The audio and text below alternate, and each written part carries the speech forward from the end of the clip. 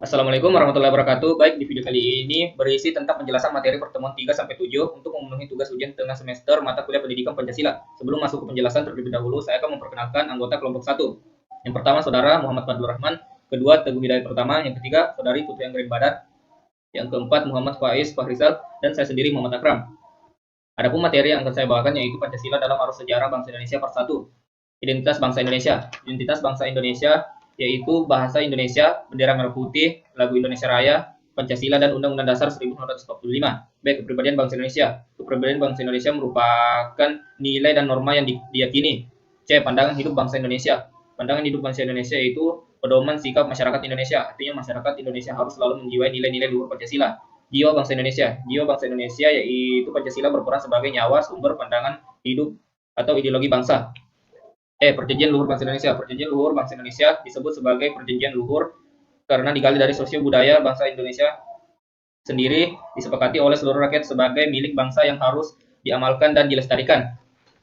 Bagaimana penyebaran kerajaan agama Islam atau penyebaran agama pada zaman Kerajaan Mataram? Masa awal berdirinya Kerajaan Mataram Islam dimulai dari perebutan wilayah yang oleh Sutawijaya, lalu Kerajaan Mataram menjadi salah satu kesultanan Islam yang dinilai berkembang di tanah Jawa. Kerajaan Mataram rutin menerjemahkan naskah bahasa Arab Al-Quran ke bahasa Jawa. Mulai saat itu kesultanan ini mendirikan pesantren yang menjadikan wilayahnya sebagai pusat agama Islam. Adapun suasana kehidupan bertoleransi antar umat beragama pada masa Kerajaan Mataram. Potret toleransi beragama di sebuah desa Karanganyar, Jawa Tengah. Gereja Katedral Jakarta ubah jadwal misa di hari Idul Fitri. Pecalangan jaga salat Idul Fitri. 4 umat di Tabrau, Papua bantu umat Kristen perayaan Hari Besar. Sekian dari saya, terima kasih. Baik, kemudian materi selanjutnya yaitu Pancasila dalam arus sejarah bangsa Indonesia part 2. Yang pertama, perubahan Pancasila yang diawali dengan Orde Lama pada tahun 1945 sampai 1966. Terjadi perubahan karena pada masa itu Indonesia mengalami perubahan menjadi demokrasi terpimpin. Kemudian di situ dialami perubahan karena tidak sesuai dengan nilai-nilai Pancasila.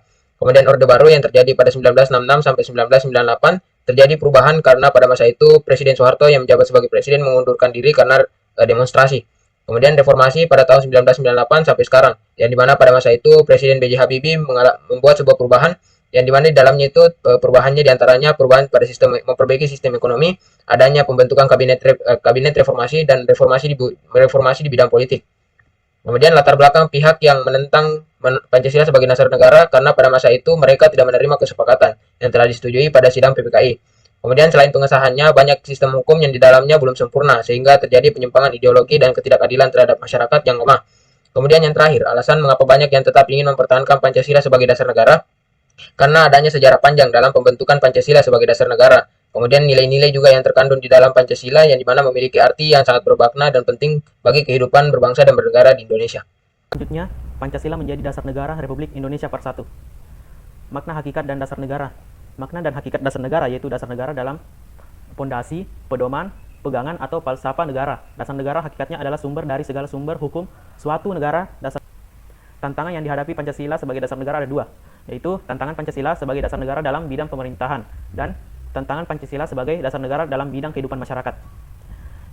Implementasi nilai-nilai Pancasila dalam perumusan suatu kebijakan pemerintah.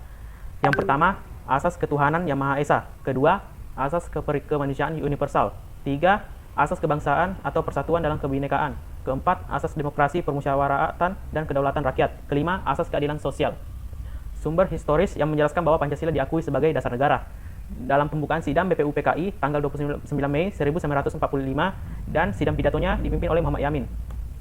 Bukti sosiologi bahwa Pancasila sebagai dasar negara adalah seluruh kehidupan masyarakat Indonesia diatur oleh Pancasila sesuai dengan perundang-undangan. Peristiwa dan kejadian yang bertentangan dengan nilai terkandung dalam Pancasila, merebaknya aksi pencurian kendaraan bermotor, perampokan, tawuran pelajar, pemerkosaan, dan bahkan pembunuhan. Kebijakan publik pemerintah yang dilaksanakan sesuai dengan nilai-nilai Pancasila sebagai dasar negara. Pendidikan agama di Indonesia telah diadakan sejak tahun 1950 dengan dibentuknya panitia bersama yang dipimpin Profesor Mahmud Yunus dari Departemen Agama, Hadi dari Departemen Pedangka, adanya Kementerian Agama Republik Indonesia. Yang keempat yaitu Pancasila menjadi dasar negara Republik Indonesia. Alasan terjadinya dinamika atau pasang surut wibawa Pancasila sebagai dasar negara.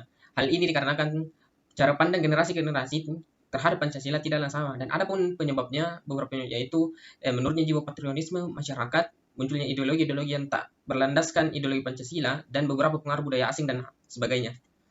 Tantangan globalisasi yang bertentangan dengan nilai-nilai Pancasila, sekaligus solusi untuk mengatasi dampak negatif globalisasi, yaitu lunturnya sila keempat, yaitu contohnya seperti kasus korupsi, di mana menyimpang dari nilai-nilai sila keempat ini, di mana sila keempat mengandung nilai di mana pemerintahan harus mementingkan kepentingan negara ketimbang kepentingan pribadi. Dan saya memberikan solusi, yaitu diperkuatnya lembaga pemberantasan korupsi dan undang-undang yang mengatur pemberantasan korupsi.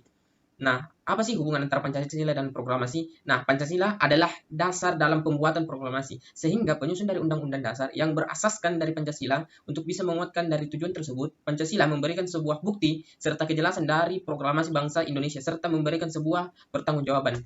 Nah, adapun hubungan Pancasila dengan Undang-Undang 1945, yaitu hubungan Pancasila dan Undang-Undang secara formal dan material. Selanjutnya yaitu materi kelima, Pancasila sebagai ideologi negara. Yang pertama yaitu pengertian ideologi. Secara umum, ideologi merupakan kumpulan gagasan, ide-ide dasar, kepercayaan, serta keyakinan yang bersifat sistematis dengan tujuan dan arah yang hendak dicapai dalam kehidupan nasional suatu bangsa dan negara. Ideologi ini berasal dari bahasa Yunani, yaitu idein yang berarti melihat dan logia yang artinya ajaran. Nah, selanjutnya yaitu tujuan ideologi. Yang pertama yaitu sebagai landasan untuk memahami realitas hidup berdasarkan atas nilai-nilai dasar yang terdapat dalam ideologi. Yang kedua yaitu orientasi dasar yang memberikan makna dalam kehidupan bangsa. Yang ketiga yaitu nilai yang dipakai sebagai pedoman untuk melangkah. Yang keempat yaitu bekal dan jalan untuk menemukan jati diri dan identitas. Selanjutnya yaitu jenis-jenis ideologi. Jenis ideologi ini ada dua, yaitu ideologi terbuka dan ideologi tertutup. Ideologi terbuka merupakan ideologi yang nilai-nilai dan cita-cita tidak datang dari ketiadaan, tetapi digali dari kekayaan spiritual budaya masyarakat itu sendiri. Ciri-ciri dari ideologi terbuka ini yang pertama realitas, artinya gagasan pemikiran yang selalu tercermin di dalam kehidupan masyarakat. Yang kedua yaitu idealitas, artinya sesuatu yang ideal, yaitu cita-cita yang diharapkan bangsa. Yang ketiga yaitu fleksibilitas, artinya mampu menyesuaikan diri. Sedangkan ideologi tertutup merupakan ajaran atau pandangan dunia yang menentukan tujuan-tujuan dan norma-norma politik dan sosial yang sudah jadi dan harus dipatuhi. Ciri-ciri ideologi tertutup yang pertama, apabila sekelompok tersebut berhasil menguasai negara. Yang kedua yaitu menuntut masyarakat untuk memiliki kesetiaan total untuk berkorban bagi ideologi. Yang ketiga yaitu bersifat totaliter, artinya mencakup atau mengurusi semua bidang kehidupan. Selanjutnya yaitu Pancasila termasuk ideologi apa? Nah, Pancasila dikatakan sebagai ideologi terbuka karena telah memenuhi syarat-syarat. Yang pertama yaitu nilai dasar. Nilai dasar artinya nilai yang terdapat di dalam pembukaan UUD 1945 dan tidak berubah. Yang kedua yaitu nilai instrumen, artinya nilai-nilai yang dijabarkan di dalam UUD 1945, ketetapan MPR, dan peraturan perundang-undangan lainnya. Yang ketiga yaitu nilai praktis, artinya nilai yang dilaksanakan di dalam kehidupan sehari-hari, baik di lingkungan masyarakat, berbangsa, maupun bernegara. Nah, itulah hasil presentasi dari kelompok 1. Untuk kurang dan lebihnya mohon dimaafkan. Wassalamualaikum warahmatullahi wabarakatuh.